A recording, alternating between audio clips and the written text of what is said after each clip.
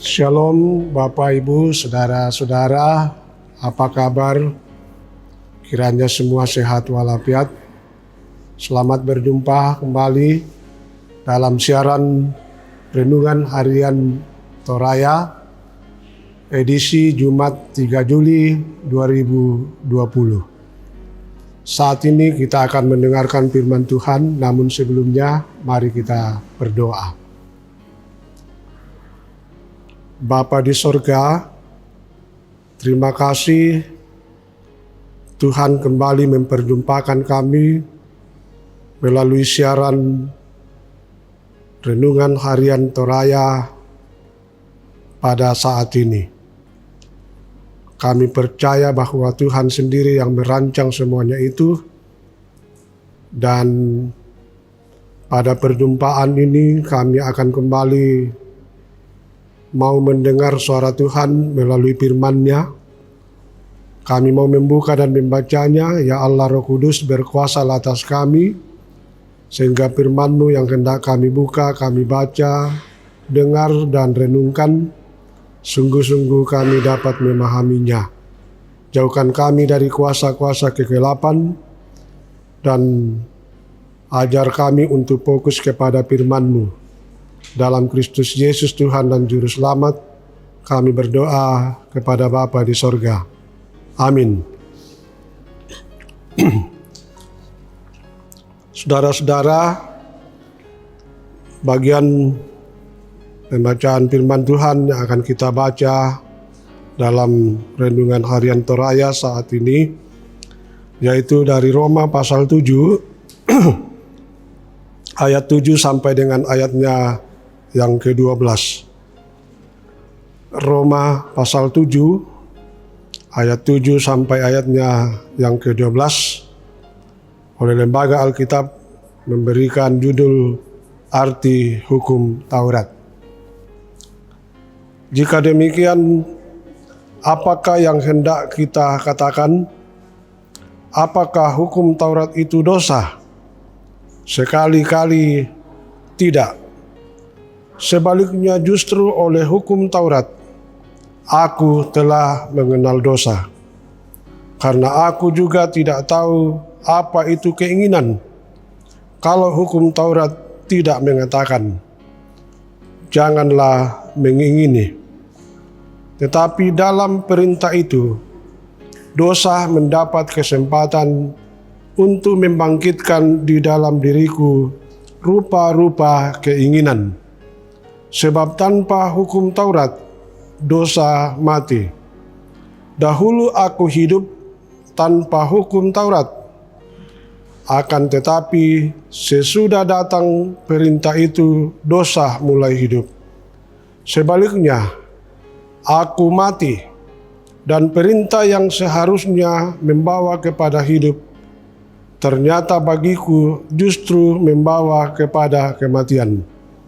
Sebab dalam perintah itu, dosa mendapat kesempatan untuk menipu aku, dan oleh perintah itu, ia membunuh aku. Jadi, hukum Taurat adalah kudus, dan perintah itu juga adalah kudus, benar, dan baik. Demikian sabda Tuhan.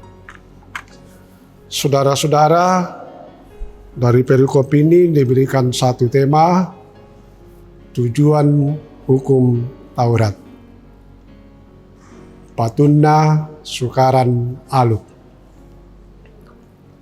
Bisa dibayangkan jika dalam suatu persidangan gerejawi yang besar seperti SSA atau sidang Sinode Am, lalu tidak ada tata tertib persidangan.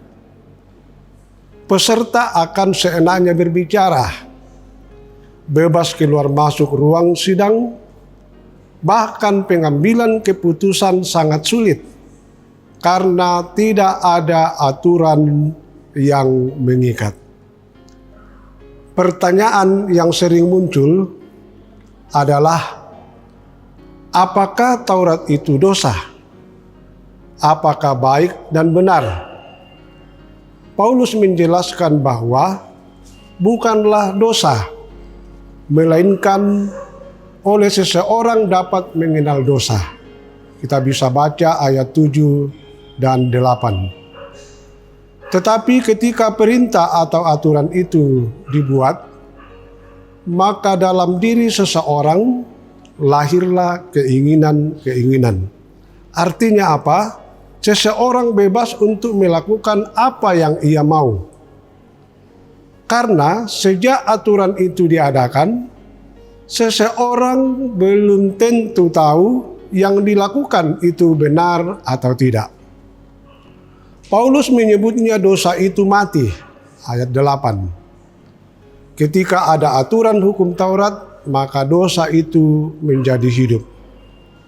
Karena adanya hukum Taurat, seseorang sadar bahwa yang dilakukan selama ini adalah dosa, ataupun sebaliknya, bahwa yang dilakukan selama ini ternyata sudah benar. Setelah itu tidak ada lagi kebebasan bagi seseorang untuk melakukan sesuatu. Semuanya harus berdasarkan aturan, dan itulah yang dimaksud Paulus dari Taurat itu. Aku mati, ayat 10.